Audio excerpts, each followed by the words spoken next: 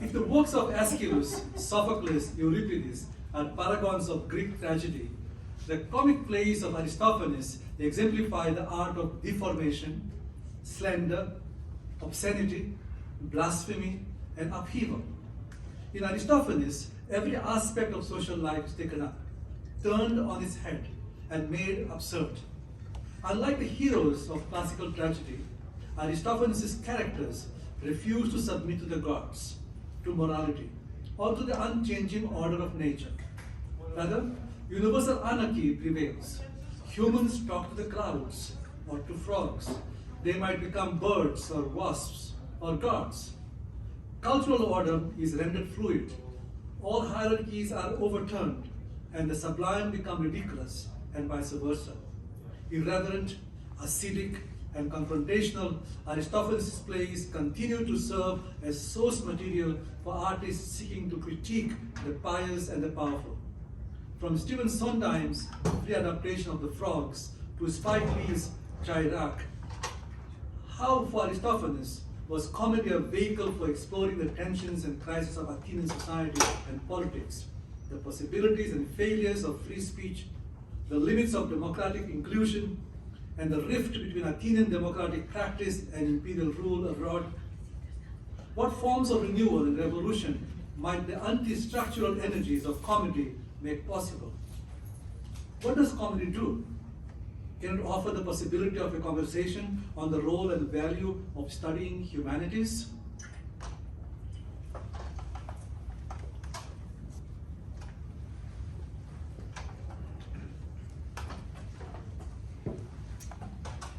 We start by feeling bad for Strepsiades. Poor Strepsiades. The poor guy is in mountains of debt because of his son, Phidippides. He has a fondness for horse racing, so it's not even actually his debt, but his son's. But Strepsiades has no intention of paying these debts. Instead, he wants to argue his way out of them. So he decides to get his son enrolled at the local Thinkery, a fictional school run by the philosopher Socrates, and a very unflattering fictional role in this comedy, so that Phidippides can learn how to argue their way out of debt. Unfortunately, his son doesn't really care about the debt or learning, so Strepsiades must go enroll in the Thinkery himself. Even more unfortunately, Strepsiades is not a great student, and Socrates finally throws up his hands and drops him. Not to worry though, Strepsiades finally convinces his son to enroll and give it the old college try.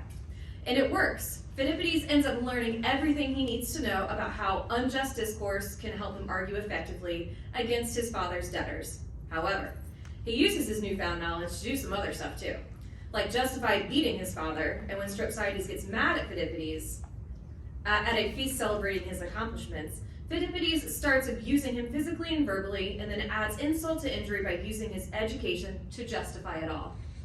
Strepsiades finally realizes that perhaps he may have made a mistake in thinking it's okay to use logic and knowledge to achieve his immoral ends.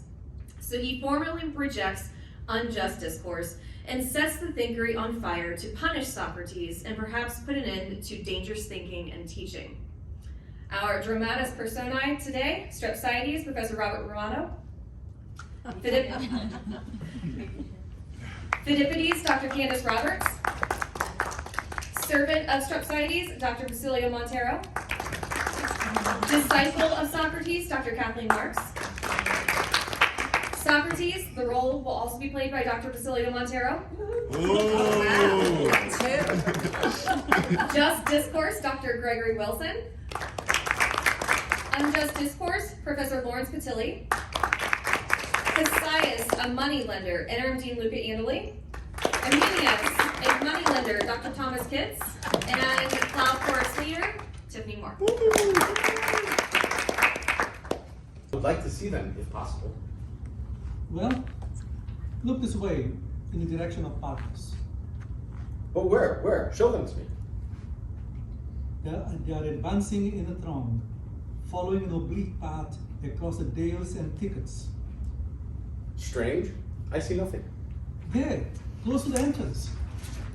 Hardly, if at all, can I distinguish them. You must see them clearly now, unless your eyes are filled with gum as thick as pumpkins. I undoubtedly, all the inventable goddesses, why they fill up the entire stage.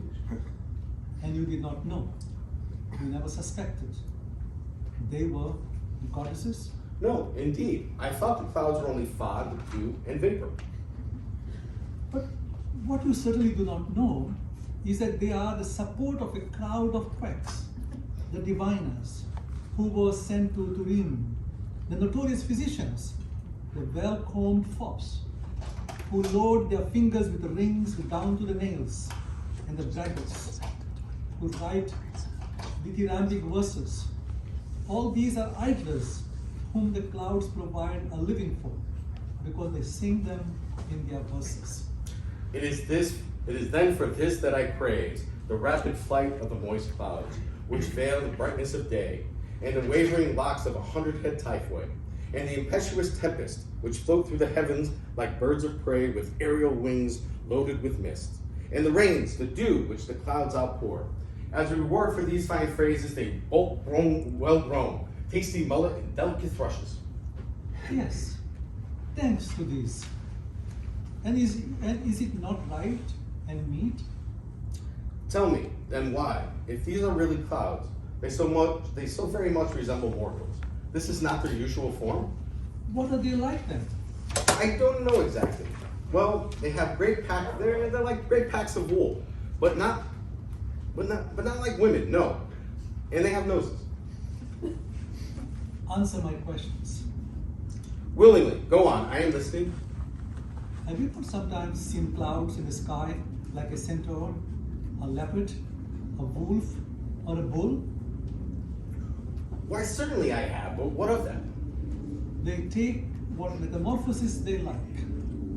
If they see a debauchee with long flowing locks and hairy as a beast, like the son of Xenophantes, they take the form of a centaur in derision of his shameful passion. Ah, when they see Simon, that thiever of public money, what do they do then?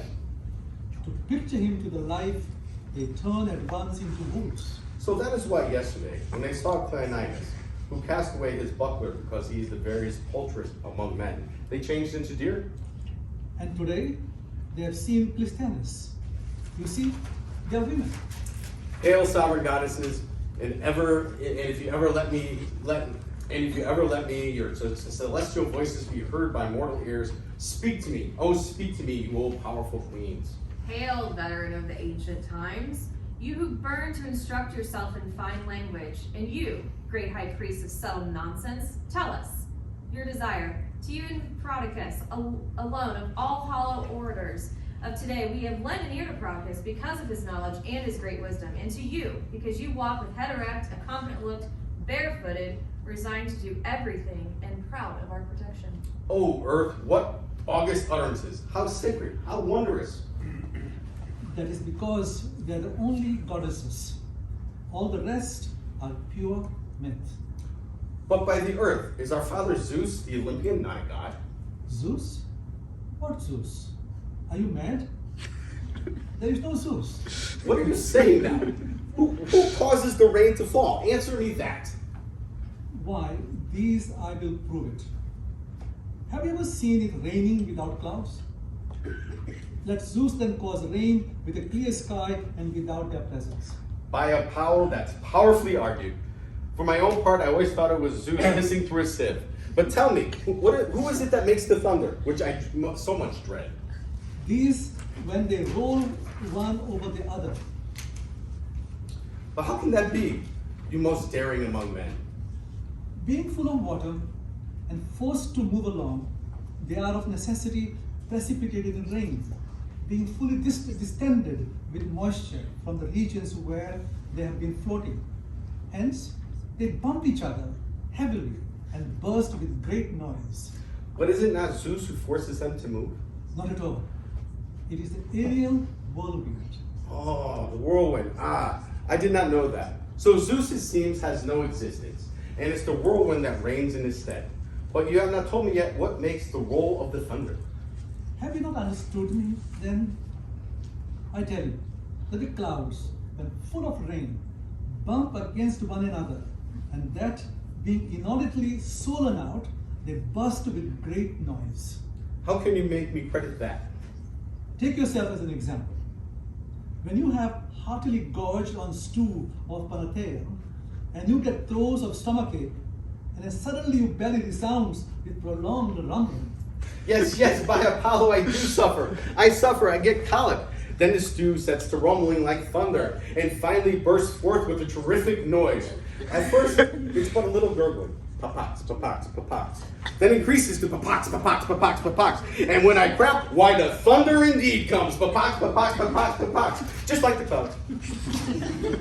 Well then, reflect what a noise is produced by your belly, which is but small.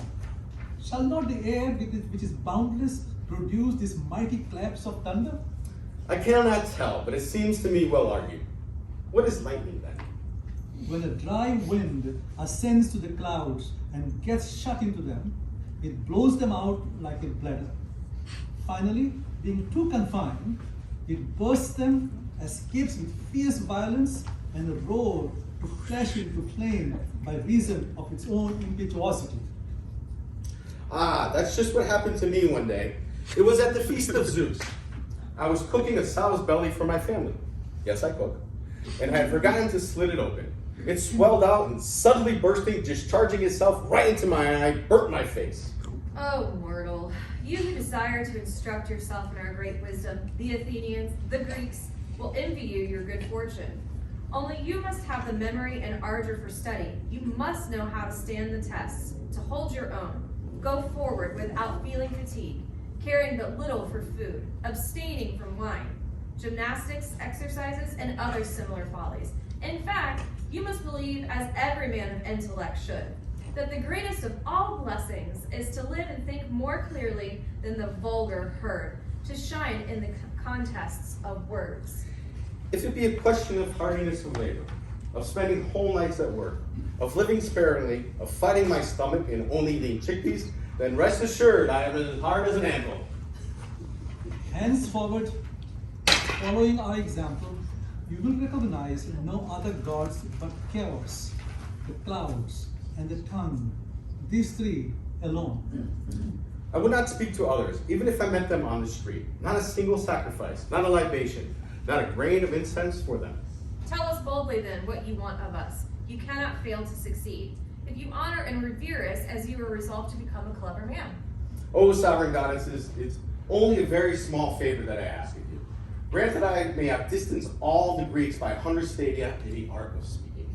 We grant you this, and henceforward no eloquence shall more often succeed with the people than your own. May the gods shield me from possessing great eloquence. That's not what I want. I want to be able to turn bad lawsuits to my own advantage and to slip through the fingers of my creditors.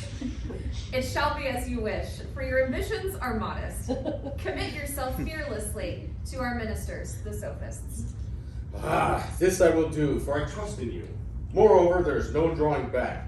What with these cursed horses and this marriage, which have eaten up my vitals? So let them do with me as they will. I yield my body to them. Come blows, come hunger, thirst, heat, or cold. Little matters to me. They may flay me if I only escape my debts. If I only win the reputation of being a bold rascal, a fine speaker, impudent, shameless, a braggart, an adept stringer of lies, an old stager of quibbles, a complete table of laws, a thorough rattle, a fox that slips through any hole, supple as a leathered strap, slippery as an eel, an artful fellow, a blusterer, a villain, a knave, with 100 faces, cunning, intolerable, and a gluttonous dog, with such epithets I do wish to be greeted. And on these terms they can treat me as they choose if they wish. By Demeter, they can turn me into sausage and feed me up to the philosophers. Here have we a bold and well-disposed pupil indeed. Wherein will that profit We be? have taught you your glory among the mortals will reach even to the skies. I said, wherein will that profit be? You will pass your whole life among us, and will be the most envied of men. Shall I really ever see such happiness, though? Clients will be everlastingly besieging your door in crowds, burning to get at you, to explain their business to you, and to consult you about their suits, which, in return for your ability, will bring you great sums. But Socrates, begin the lessons you want to teach this old man. Rouse his mind, try to strengthen his intelligence. Come, tell me the kind of your mind you have. It is important that I know this. that I may order my batteries against you in the right fashion. What? In the name of gods, are you proposing to assault me then? No. I only wish to ask you some questions. Have you any memory? That depends. If anything is owed to me, my memory is excellent. But if I owe, alas, I have no memory whatsoever. Have you a natural gift for speaking? For speaking, no. Cheating, yes. How will you be able to learn them? Very easily, have no fear. Thus, when I throw forth some philosophical thought, ancient things celestial, you will seize it in its very flight. Then I'm able to snap up wisdom much as a dog snaps up a morsel. Oh, the ignoramus, the barbarian. I greatly fear, old man, it will be necessary for me to have a recourse to blows. Now, let me hear what you do when you are beaten. I receive the blow, then I wait a moment, take my witnesses, and finally summon my assailant at law. Come, take off your cloak. Have I robbed you of anything? No, but the usual thing is to enter the school without your cloak. But I have not come here to look for stolen goods. Off with it, fool. Tell me, if I prove myself thoroughly attentive and I learn with zeal, which of your disciples shall I resemble, do you think? You will be the image of California. Ah, unhappy me. Shall I then only be half alive? A truce to this chatter. Follow me, and no more of it. First, give me a honey cake and a cannoli. In an espresso, wash down the cannoli and the honey cake. For to descend down there sets me all a tremble. It looks like the cave of Trophonius. But get in with you. What reason you have for thus dallying at the door? They go into the thinkery. Good luck. You have courage. May you succeed, you who, though already so advanced in years, wish to instruct your mind with new studies and practice in its wisdom.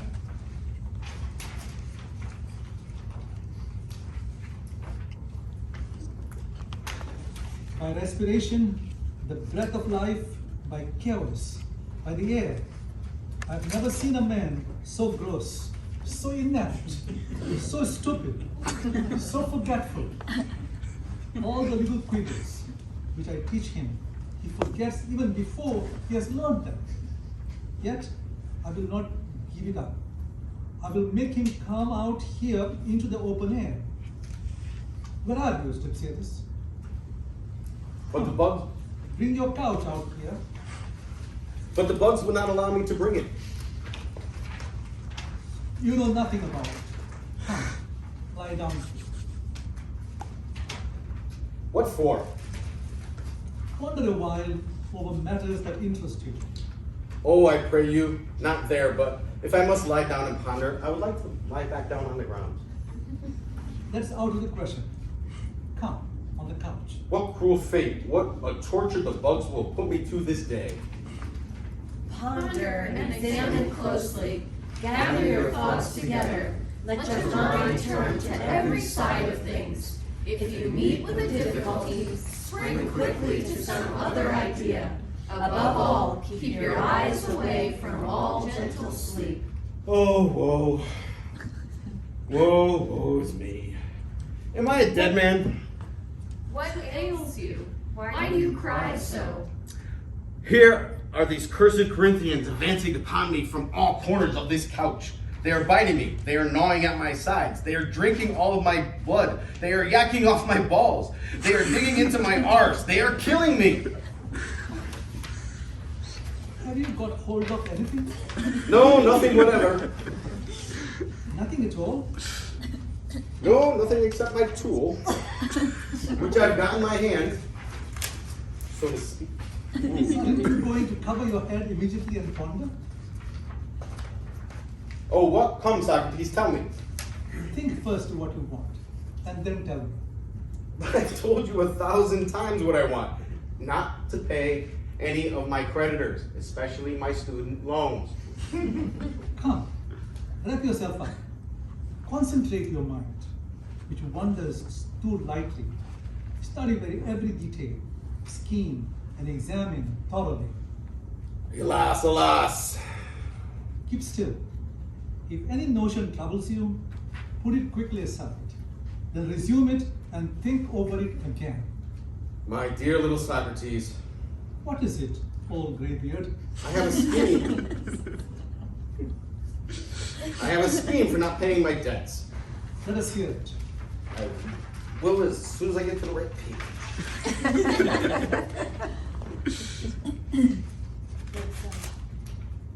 Which?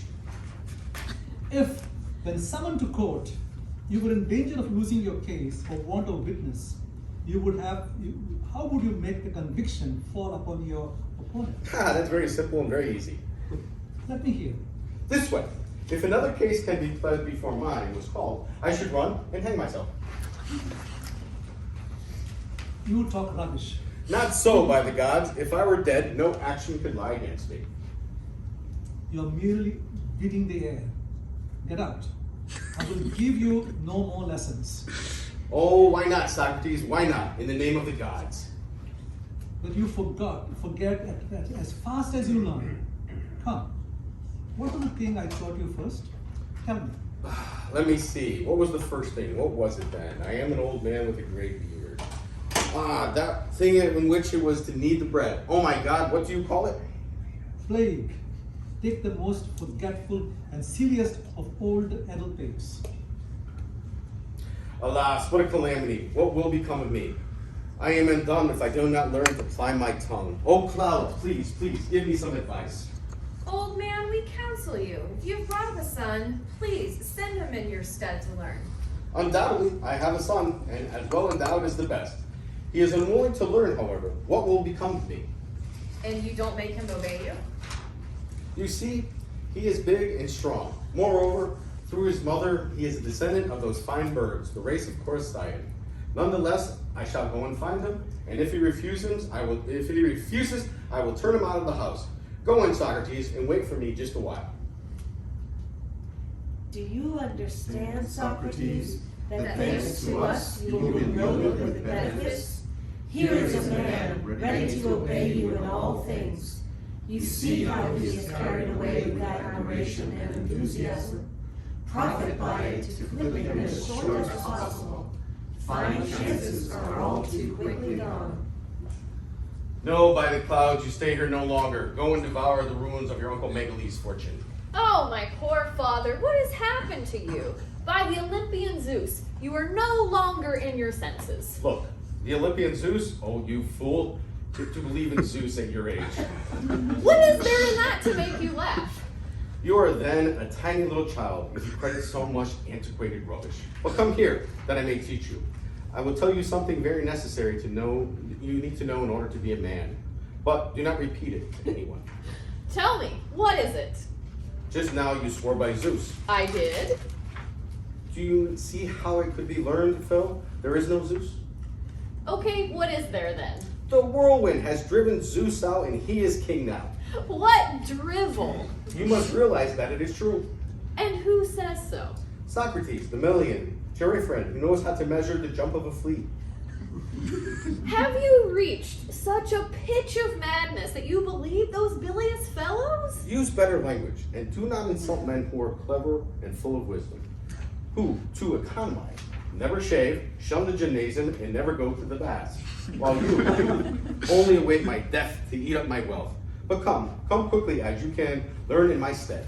What good can be learnt of them?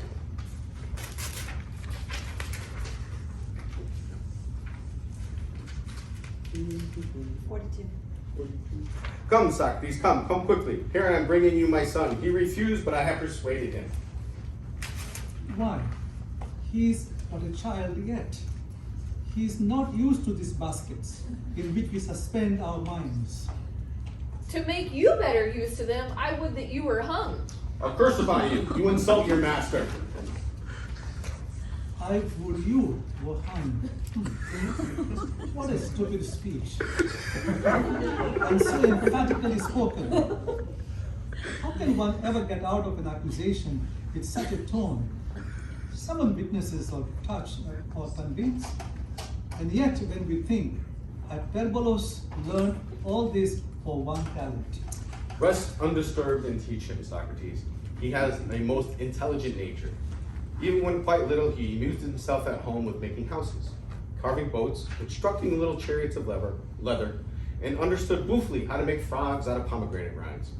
Teach him both methods of reasoning, please, the strong and also the weak, which by false arguments triumph over the strong. If not the two, at least the false, and that in every way possible. The just and unjust discourse themselves shall instruct him. I shall leave you. But forget it not. He must always, always be able to confound the truth. Socrates enters the thinkery. A moment later, the just and unjust discourse come out. They are quarreling violently. Come here. Shameless as you may be, will you dare to show your face to the spectators? Take me where you will. I see a throng so that I may the better annihilate you.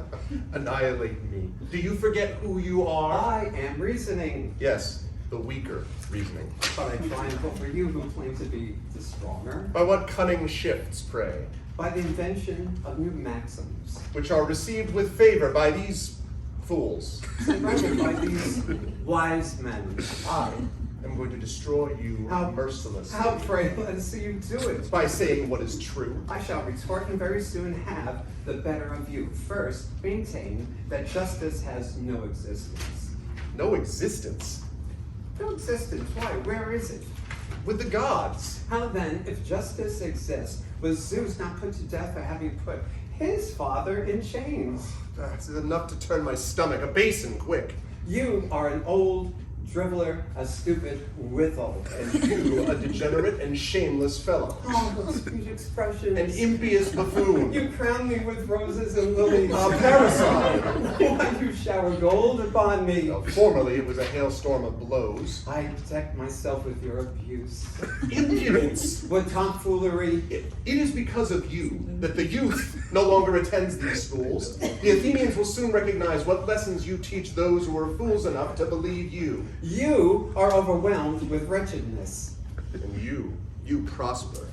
Yet you were poor when you said, I am the Mysian Telephus, and used to stuff your wallet with maxims of Pandalatus and Nivolat. Oh, the beautiful wisdom of which you are now boasting? Madman. But yet matter the city that keeps you, the corrupter of its youth. It is not you the matter, the city that keeps you, the corrupter of youth. It is you who will teach this young man. You are as old and out of date as Cronus. Nay, it will certainly be I, if he does not wish to be lost, and to practice verbosity only. Come here and leave him to beat the air. You'll regret it if you touch him. A truce to your quarrelings and abuse. But you expound what you taught us formerly, and you and your new doctrine. Thus, after hearing each of you, he will be able to choose betwixt the two schools. Not quite agreeable.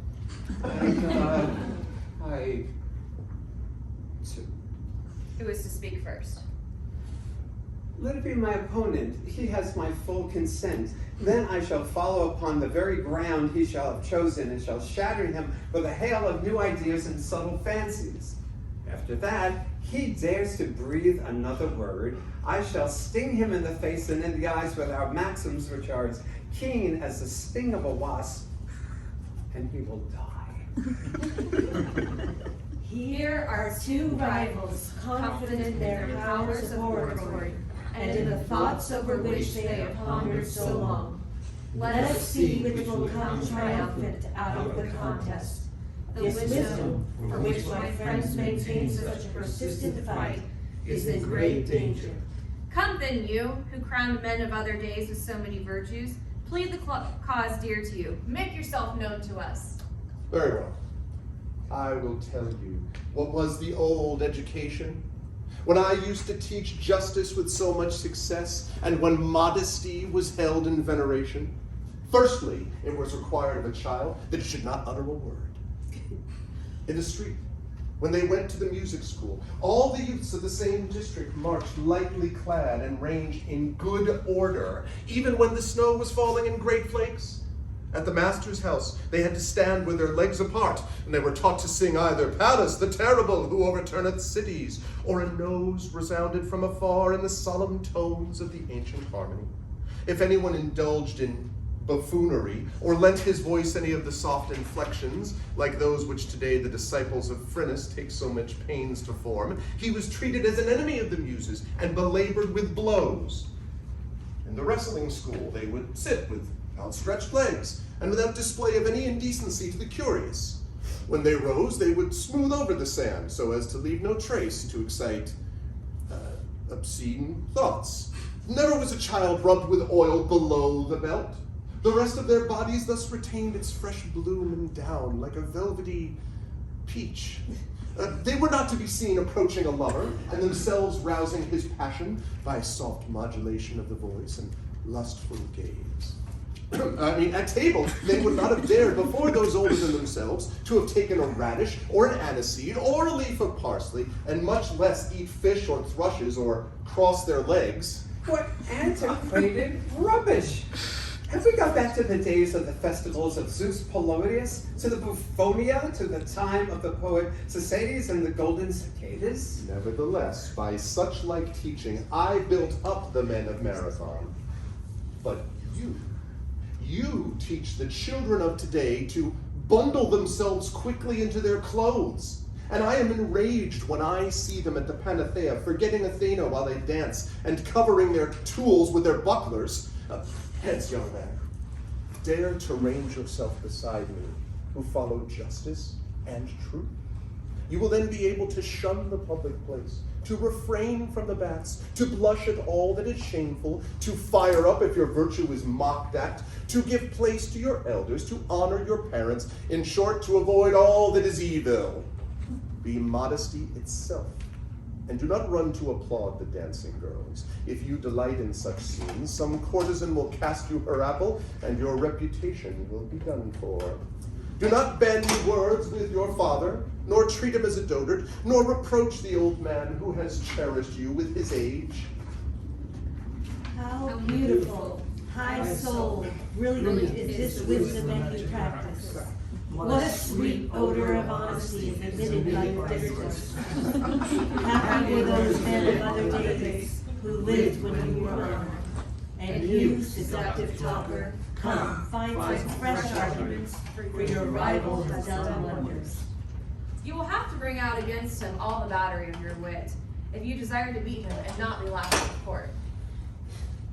At last, I was choking with impatience. I was burning to upset his arguments. If I'm called the weaker reasoning in the schools, it is just because I was the first to discover the means to confute the laws and the decrees of justice, to invoke solely the weaker arguments and yet triumph is an art worth more than 100,000 drachmae.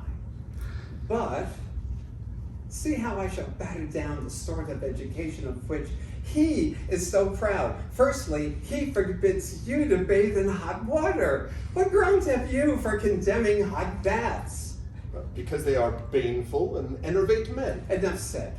Oh, you poor wrestler. From the very outset, I have seized you and hold you around the middle. You cannot escape me. Tell me of all the sons of Zeus, who had the stoutest heart, who performed the most doughty deeds. Well, none in my opinion surpassed Heracles. Where have you seen cold baths called Bath of Heracles? And yet, who was braver than he? It is because of such quibbles that the baths are seen crowded with young folk who chatter there the livelong day while the gymnasia remain empty. Next, you condemn the habit of frequenting the marketplace, which I approve this. If it were wrong, Homer would never have made Nestor speak in public, as well as all his wise heroes. As for the art of speaking, he tells you, young men, not to practice it. I hold the contrary. Furthermore, he preaches chastity to them. Those precepts are equally harmful. Have you ever seen chastity of any use to anyone? Answer and try to confute me. To many. For instance, Peleus won a sword thereby. Sword? What if I'm present to make him? Poor wretch, Hyperbolus the lamp seller, thanks to his villainy, has gained more than, do not know how many talents, but certainly no sword. Peleus owed it to his chastity that he became the husband of Thetis. Who left him in a lurch, for he was not the most ardent in those nocturnal sports beneath the sheets, between the sheets, which so please women, he possessed but little merit. Fit you gone, but you are but an old fool. But you, young man, just consider a little of what this temperance means and the delights of which it deprives you, young men. Women, play, dainty dishes, wine, boisterous laughter, and what is life worth without these? Then, if you happen to commit one of these faults, inherent in human weakness, some seduction or adultery, and you are caught in the act, you are lost if you cannot speak. But follow my teaching, and you will be able to satisfy your passions. To dance, to laugh, to blush at nothing. Suppose you are caught in the act of adultery. Then up and tell the husband you are not guilty. And recall to him the example of Zeus, who allowed himself to be conquered by love and by women. Being but a mortal, can you be stronger than a god? Suppose your pupil, following your advice, gets the radish rammed up his arse and then is dogfighted with a hot coal. How are you going to prove to him that he is not a broad arse? What's the matter with being a broad arse? Is there anything worse than that? Now, what will you say if I abuse you even on this point? I should certainly have to be silent then. Well, then reply. Our advocates, what are they? Sons of broad arses. Nothing is more true, and our tragic poets. Sons of broad arses. What have you to say then?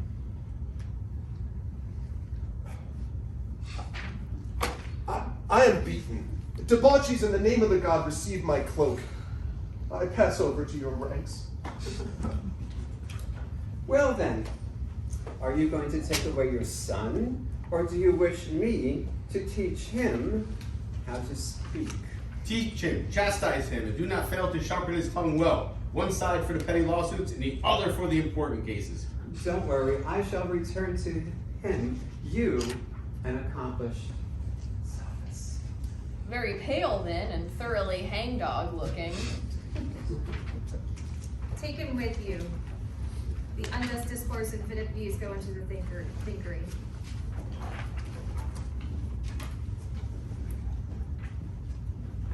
Strepsiades, I think you're going to regret this. We are all about to tell you what you will gain by awarding us the crown as equity requires of you.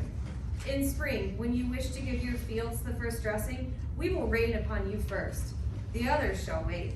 Then we will watch over your corn and over your vine stalks. They will have no excess to fear, neither of heat nor of wet.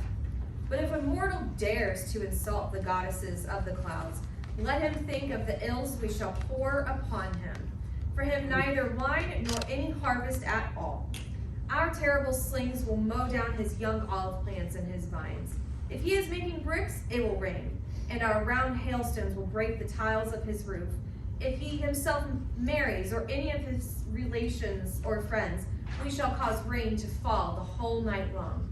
Verily, he would prefer to live in Egypt than to have given this iniquitous verdict. Another 4, 3, 2 days, then the eve, then the day, the fatal day of payment. I tremble, I quake, I shudder, for it's the day of the old moon and the new. Then all my creditors take their oath, pay their deposits, and I swear my downfall and ruin. As for me, I beseech them to be reasonable, to be just. I say to them, my friend, do not demand this sum. Wait for the other, and then give me some more time for the third. Then they will pretend that at this rate I will never be repaid them. Will accuse me of bad faith and will threaten me with the law. Well then, let them sue me. I care nothing for that if only Phil had learnt the fluency of speaking. I'm going to find out. I'm going to knock on the school door. Slave, slave.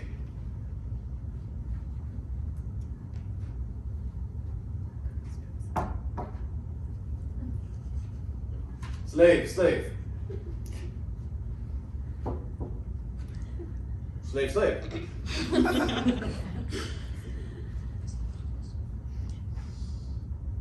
My Socrates. Welcome, Stepsiades. Welcome, Socrates. But first, take this sack.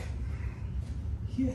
It is a reward for the master. It is right to give a reward to the master with some present. And my son, who you took off lately, has he learnt the famous reasoning? Please tell me. He has learned it. Oh, wonderful. Oh, divine canary. We will win just as many causes as you choose. Even if I borrow before witnesses? So much the better.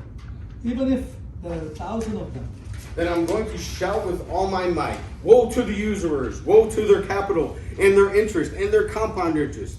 You shall not play me no more bad turns. My son is taught there. His tongue is being sharpened with a double-edged weapon. He is my defender, my savior of my house, the ruiner of my foes.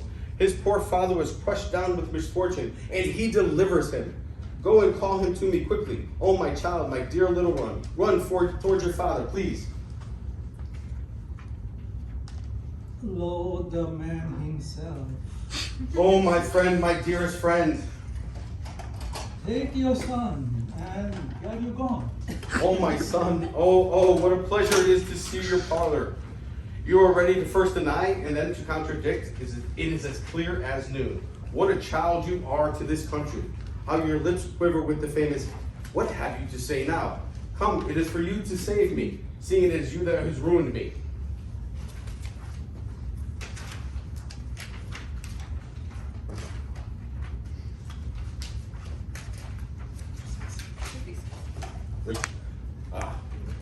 You poor brutes, who serve for food to us clever folk. You only know down here too well to swell the numbers. True blockheads you are. Sheep for the shearing, heap of empty pots. Hence I will sing a song of victory for my son and for myself. Oh, happy Strepsiades, what cleverness it is thine, and what a son thou hast here. Thus my friends and my neighbors will say, jealous at seeing me again with all my suits. Well, come in. I wish to regale you first. Oh. A man should never lend a single obolus. It would be better to put on a brazen face at the outset than to get entangled in such matters. I want to see my money again, and I bring you here today to attest the law. I'm going to make a fool of a neighbor, but as long as I live, I do not wish my country to have to blush for it. Come, I'm going to summon Strepsiades. Who's this guy? For the old day and the new. I call you to witness that he has named 2 days. What do you want from me?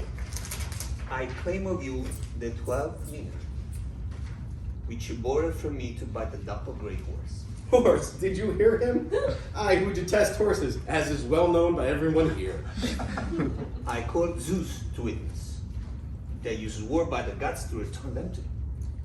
Because at that time, Phil did not yet know how to argue irrefutably. Would you deny the debt of that account? If not, what use is this science to me? Will you dare to swear by the gods that you owe me nothing? Which gods? By Zeus, Hermes, Poseidon. Why, I would give 3 oblins for the pleasure of swearing by them. Who upon you, impudent knave? Oh, what a fine wineskin you would make if flayed.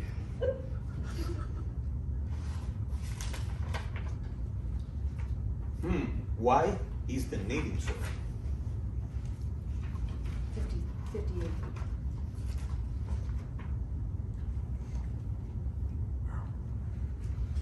So, heaven, he jeers me.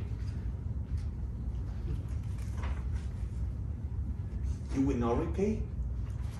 No, because I don't know where we are, but that's okay.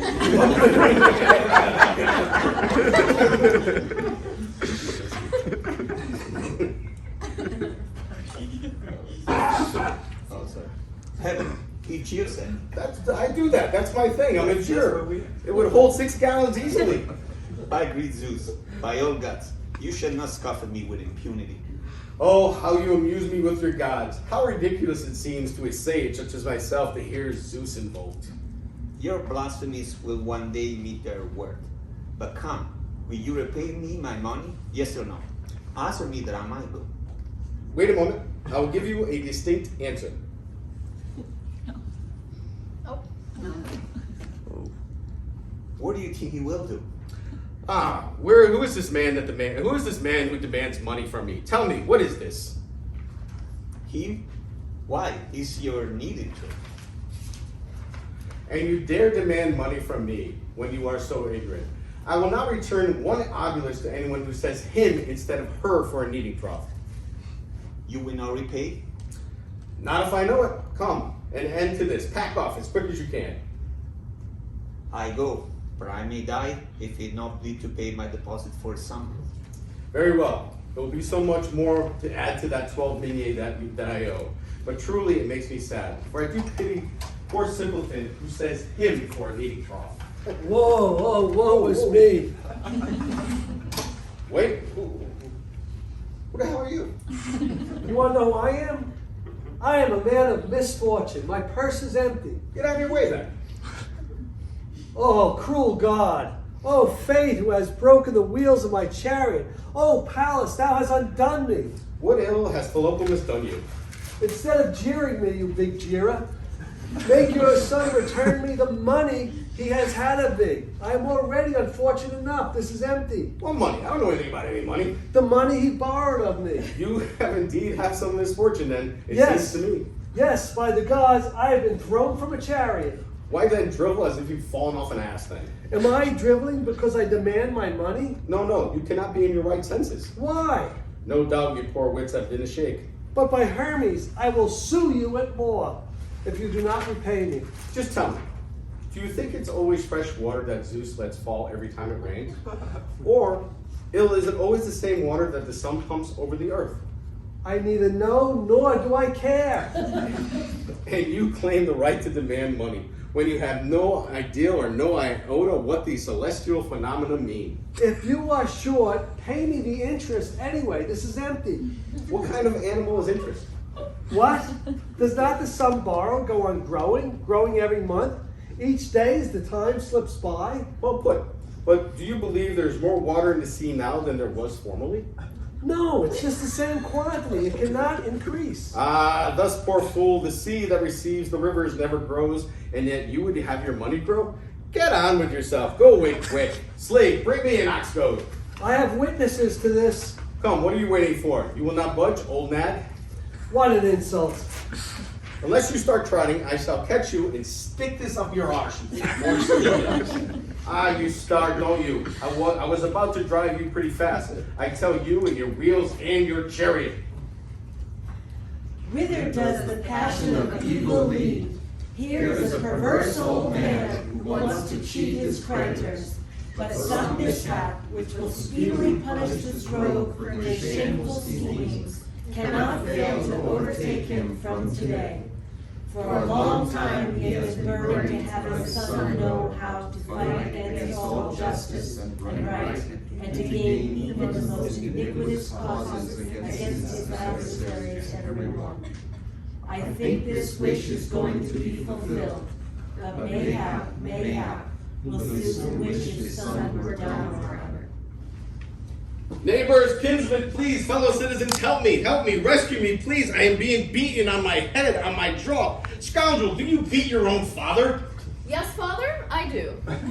She admits it. See, beating me, see? Of course, I do. You villain, you paracot, you gallow bird. Go on, repeat your epithets. Call me 1,000 other names if it please you. The more you curse, the greater my amusement. You ditched our cynic, you Met fan, you lowlife from St. John's College. Oh, how fragrant the perfume breathed forth in your words. Do you beat your own father? Yes, by Zeus, and I am going to show you that I do the right thing by beating you. Oh, wretch, can it be right to beat a father? I'll prove it to you, and you shall own your own self vanquished. Own myself vanquished on a point like this? It's the easiest thing in the world. Choose whichever of the two reasonings you like. But which reasonings, please? The stronger and the weaker.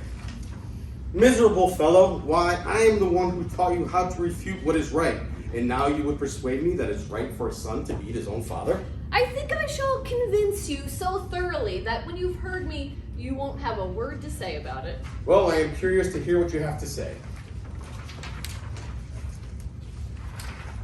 I revert to what I was saying when you interrupted me. And first answer me this.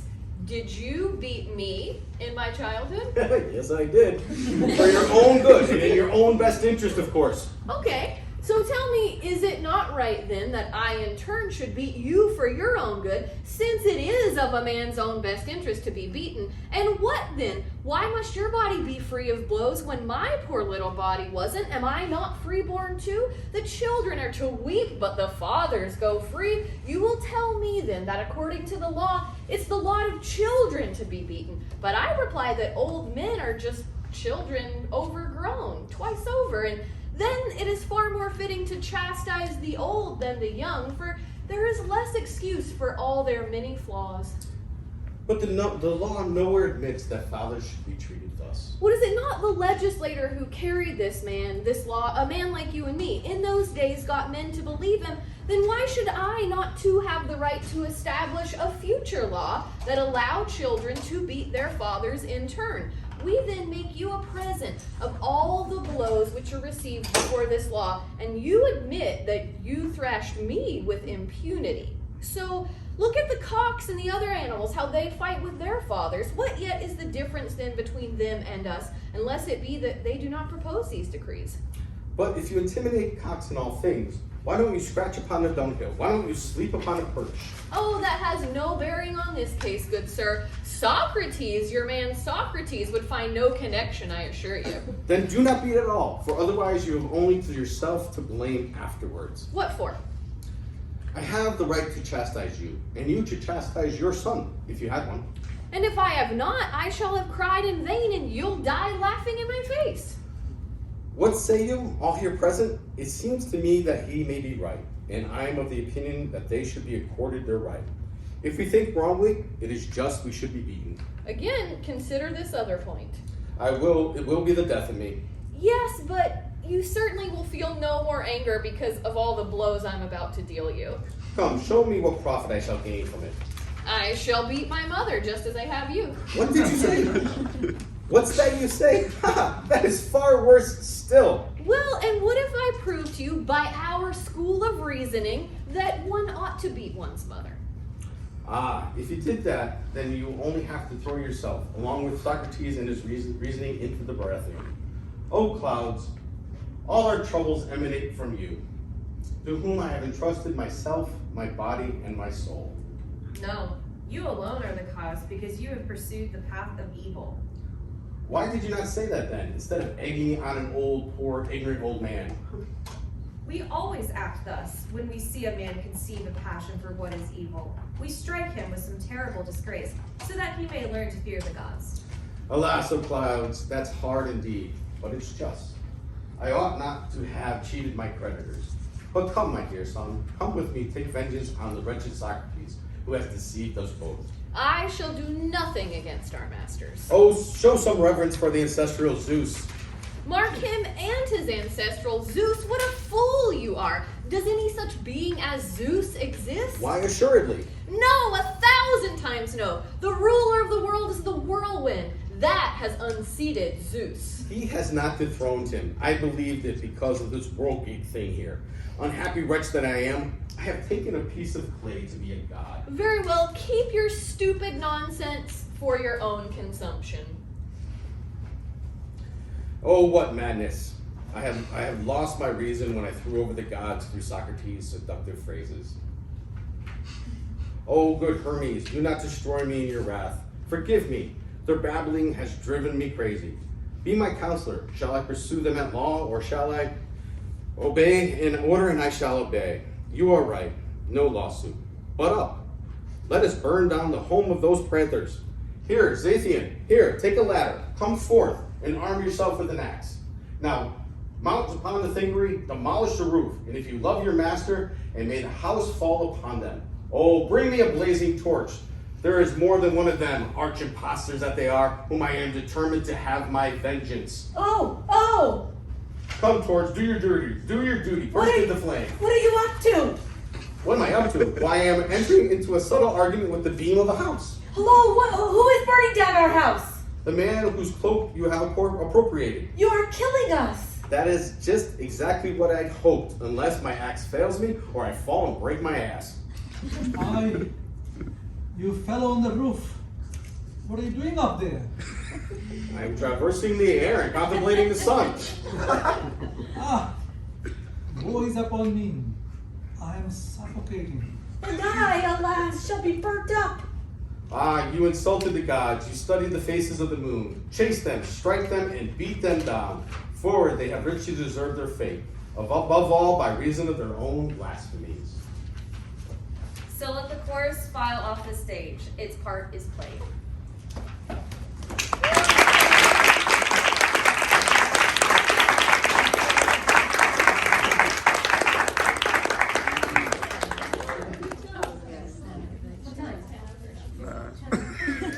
Perfect.